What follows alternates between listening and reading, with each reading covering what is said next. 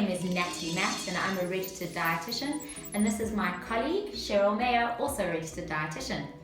Today we're reviewing the BelVita Breakfast Biscuits. They have a range of 3, so there's the multi-cereal, the chocolate cereal, and the honey and nut that we'll be having a look at. So a breakfast portion of biscuits that they recommend is a pack of 4 plus some plain dairy and some fruit as a breakfast, plus for hydration, some tea or coffee.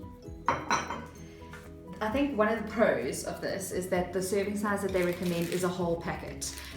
If we are practical, if you're telling me to eat 2 of a packet of 4, that's just not going to happen. I'm never going to stop halfway through a packet of biscuits. Absolutely. Absolutely not. So I think having a serving size that matches the packaging size is a real pro of this product. I think it's also great that they've specified plain dairy versus a sugary sweetened breakfast dairy. Absolutely, and you had a look at the sugar in these. Yes. And so if we compare that. So if we're having a look at a breakfast anything, the first place I always look is at the ingredients. And when we look at the ingredients here, first we see that there are indeed the whole grains or the whole grains that they mention on the front. Remember, just because something is made with whole grains doesn't mean that it's necessarily going to be high in fiber. So the first ingredient is whole wheat flour, then sugar, then vegetable oil, then whole grains again, then chocolate chips. So as we go through it, there's quite a bit of sugar in here. They've made a healthy choice with the canola seed oil, which is a good, a heart healthy oil. And then as we start moving down, there are a few ingredients that people might not recognize, but sometimes this doesn't mean bad things because some of these are vitamins. Yes, so they do, just like many common breakfast cereals, they do add a vitamin and mineral blend. So in the case of this, they've added B vitamins and iron, and that's quite a common thing to add to a breakfast or to a refined carbohydrate because the B vitamins tend to be lost in processing. So the idea is to then add back what might have been lost. Okay, and in terms of, so first part, look at what's on the label as the ingredients, and then move over to the nutritional information, and all of these vary slightly according to which one you're looking at. But when I have a look at this, the first thing that I'm struck by is that there is quite a lot of sugar. I'm looking at the chocolate and cereals, and there is 14 grams of sugar, which is almost 3 big teaspoons of sugar in this little pack of biscuits.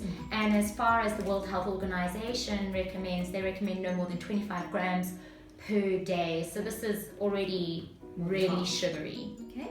So if we look at the 3 different flavors, they vary slightly in the health claims on the front. 2 of them make a high in fiber claim, and the 1 makes a source of fiber claim. And what that means is that the 2 of the 3 have a slightly higher fiber content than the other one, which would mean if we're choosing the multi-cereals and the chocolate option have a slightly higher fiber than the honey and nut, making those a slightly better choice. So you're tasting this, Natalie. What do you think? Would you have this for breakfast? Would you recommend people have this for breakfast? I would have this for dessert. This is really, I can taste that there's a lot of sugar in here. This is really sweet.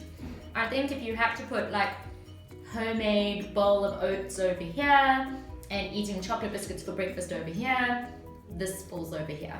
Yeah, a little bit of extra fiber bumps it up from your standard biscuit, but it's not moving it all the way across to your bowl of homemade oats. This is not a balanced.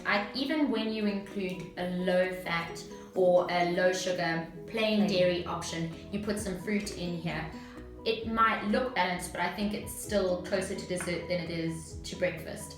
It's still biscuits. Yeah, I would, and if you are looking to include this, the big thing to bear in mind is the total sugar for the day. So you've already covered half of your sugar. You need to then make sure that all your other meals are really low sugar options to balance that out. So if you're looking at it in the context of the whole day, you need to factor in that you've already used up the bulk of your sugar quota. Absolutely. This is a sometimes breakfast, not an everyday breakfast. Guys, I think the big question people would want to know is, how would they be able to enjoy these biscuits without feeling guilty and in a responsible way as part of a balanced diet?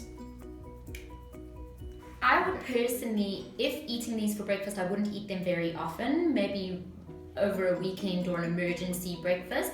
And I would consider pairing it with maybe some cottage cheese or ricotta and pile it up so that you get a little bit more protein. For me personally, I think there's enough carbohydrates inside one of these packs, and you don't necessarily need to pair this with additional fruit. You could save your fruit for snacks later in the day. And then it really is a sometimes breakfast, not an everyday breakfast. Yeah. It is, I mean, in the end, there's no foods that are not allowed. Everything's on the menu, but the idea is to try and strike that balance. And this could also be used outside the breakfast occasion, maybe as a slightly higher fiber biscuit, as a treat or a snack later in the day, or even a dessert.